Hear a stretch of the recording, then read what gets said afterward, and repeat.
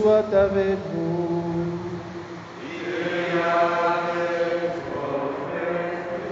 Évangile de Jésus-Christ selon saint Matthieu.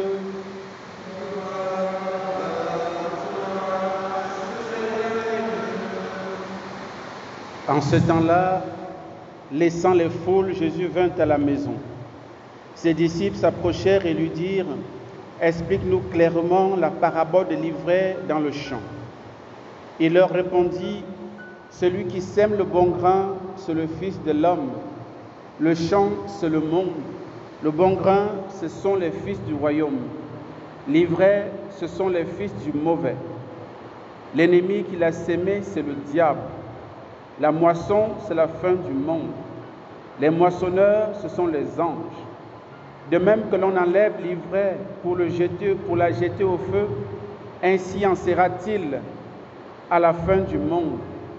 Le Fils de l'homme enverra ses anges, et ils enlèveront de son royaume toutes les causes de chute et ceux qui font le mal. Ils les jeteront dans la fournaise. Là, il y aura des pleurs et des grincements de dents. Alors les justes resplendiront comme le soleil dans le royaume de leur Père. Celui qui a des oreilles, qu'il entende. Acclamons la parole de Dieu.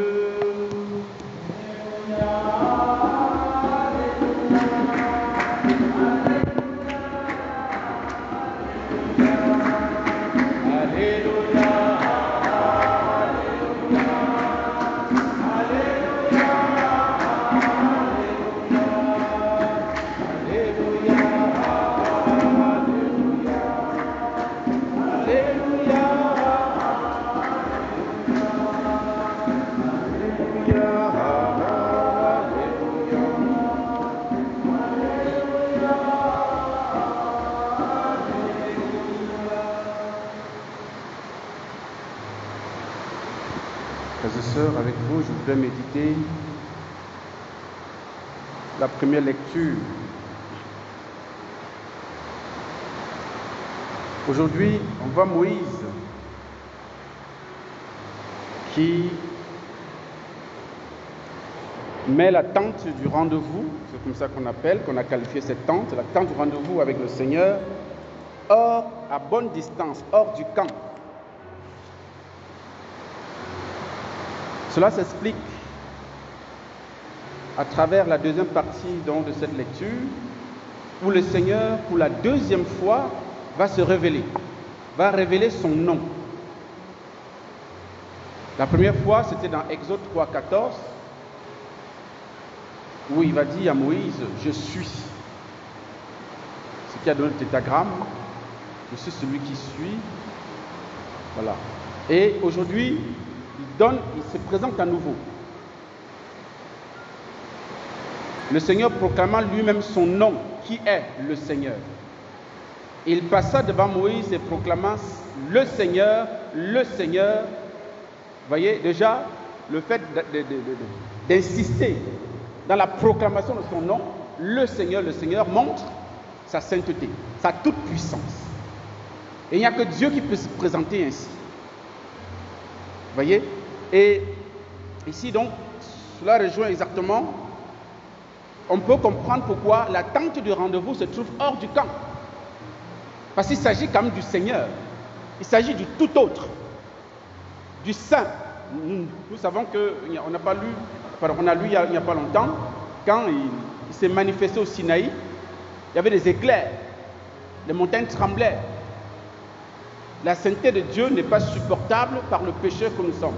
Il va le dire à Moïse, parce que Moïse, à un moment donné, vous savez, il va demander à Dieu que, mais, on se parle, je t'entends me parler, et puis, etc., mais je ne te vois pas. Je veux te voir. Je veux voir ta gloire. Je veux voir ton visage. Et le Seigneur va lui dire: mon petit, nul ne peut me voir et vivre. Voilà. Donc, ce n'est pas la peine. Donc, si tu me vois, tu vas mourir. Bon, le Seigneur a eu quand même pitié. Il lui a montré son dos. Bon, je ne sais pas à quoi ressemble le dos du Seigneur, mais en tout cas, c'est ce qu'il pouvait lui montrer. Et donc, le Seigneur, quand il commence donc par se présenter le Seigneur, déjà vous voyez bien que il dit le Seigneur. Donc il n'y en a pas d'autre. C'est un peu comme on a vu avec les jeunes. Jésus est le chemin, donc il n'y en a pas d'autre. C'est un article défini. Voilà. Donc il est le Seigneur, il est le seul Saint, le seul Dieu Tout-Puissant. Et maintenant il poursuit sa présentation. Donc le Seigneur, Dieu tendre et miséricordieux, lent à la colère, plein d'amour et de vérité, qui garde sa fidélité jusqu'à la 1000e génération, supporte faute, transgression et péché, mais ne laisse rien passer. Je m'arrête là. Ici, le Seigneur poursuit sa présentation. Il est le Saint, le Tout-Puissant, mais il est aussi tendre, miséricordieux, lent à la colère, plein d'amour, de vérité, qui garde sa fidélité, dont il est fidèle. Il supporte faute, transgression et péché. Ça veut dire qu'il est longanime. La longanimité, c'est plus que la patience. Mais il ne laisse rien passer. Ça veut dire qu'il est juste. Il ne fait pas semblant. D'accord? Il ne ferme pas les yeux sur nos bêtises. Il est juste. Il ne laisse rien passer. Ça fait au moins 8 caractéristiques du Seigneur. Ce qui est intéressant, c'est que lui-même se présente comme ça. Comme le miséricordieux, comme celui qui est tendre, qui est fidèle, qui est lent à la colère, qui est plein d'amour, qui est la vérité, etc., etc. Et c'est consolant, frères et sœurs, de savoir que Dieu se présente lui-même comme le. Parce que tous les attributs, parce qu'on appelle ça attributs, tous les attributs divins que lui-même se donne, tournent autour de l'amour. Il est amour. Il est miséricordieux. La tendresse touche à la miséricorde. La vérité touche à la miséricorde. Lent à la colère, ça touche à la miséricorde. Le fait d'être longanime, ça touche à la miséricorde. Même le fait d'être juste, d'être la justice même, touche à la miséricorde, selon la définition de cette terre de l'enfant Jésus. Pour elle, la justice de Dieu, c'est sa miséricorde. Donc, en même temps, le Seigneur dit, je suis le Tout-Puissant, le Saint, le Tout Autre. C'est comme je suis hors du camp, je me manifeste hors du camp, parce que si je me manifeste dans le peuple va cesser d'exister. Mais en même temps, je suis accessible, parce que je suis miséricorde, parce que je suis amour, je suis tendre, je suis lent à la colère. Je sais patienter, supporter vos fautes aussi longtemps que possible. C'est beau. Et c'est conforme à l'évangile. Nous avons aujourd'hui l'explication de la parabole du bon grain et des livrets. Nous savons que quand Jésus explique la parabole du bon grain et des livrets, quand les ouvriers constatent qu'il y a l'ivraie qui a été sémé dans le champ avec le bon grain, ils demandent au maître d'aller enlever l'ivraie. Le maître dit non, laissez. C'est à la fin qu'on va faire la distinction. Et j'expliquais, je crois ici, que en fait, le Seigneur, même si on est pécheur, même si on est le plus athée du monde, le Seigneur a toujours espoir que tu peux te convertir demain. C'est ça la longanimité. Donc la patience dans la durée, jusqu'au bout. Et donc, ça c'est la première chose. La deuxième chose, c'est ce qui suit, et c'est intéressant. Il poursuit, car il punit la faute des pères sur les fils et les petits-fils jusqu'à la 3e et la 4e génération. Bon, on a d'abord vu plus haut, un peu plus haut que il garde sa fidélité jusqu'à la 1000e génération. Quand on parle de 1000e génération ici, c'est un chiffre symbolique dans la Bible qui signifie à l'infini. Voilà, il est fidèle à l'infini. À toutes les générations, le Seigneur est fidèle. Maintenant, quand il s'agit de punir la faute, il dit, il punit la faute des pères sur les fils et les petits-fils jusqu'à la 3e et la 4e génération. C'est un passage qui a fait couler beaucoup d'encre et de salive parce qu'il y a beaucoup d'interprétations par rapport à ça. Pour ma part, je crois que la punition dont il s'agit ici ne concerne ni les pères, ni les fils, ni les petits-fils jusqu'à la 4e génération.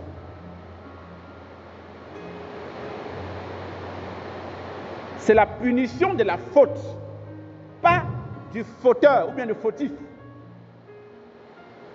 Dieu s'engage à lutter contre la faute des pères qui va certainement poursuivre les enfants et les petits-enfants. Parce que, et c'est là où on peut travailler sur la guérison de l'arbre généalogique.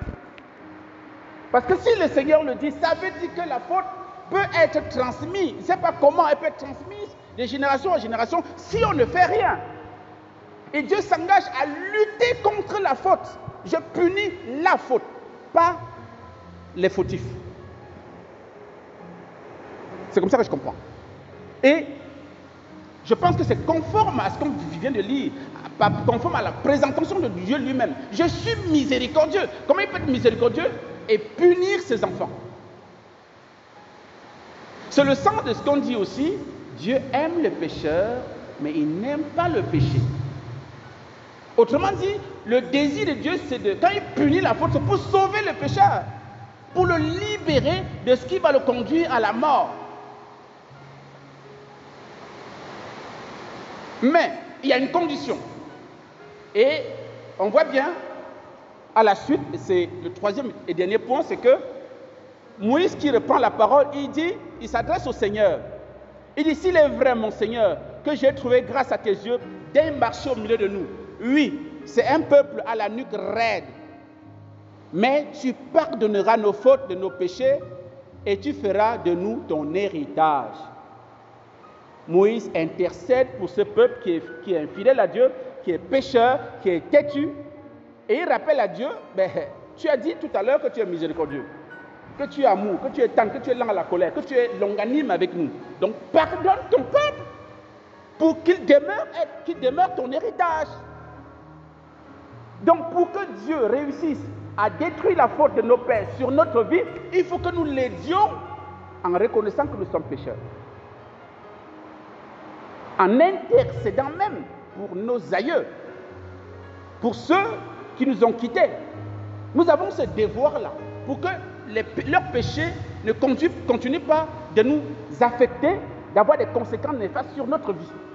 Nous devons nous tourner vers la miséricorde du Seigneur. Nous devons crier vers lui comme Moïse le fait ici pour lui et pour son peuple. Et c'est là où nous pouvons guérir donc des fautes, des conséquences des fautes de nos parents sur notre vie.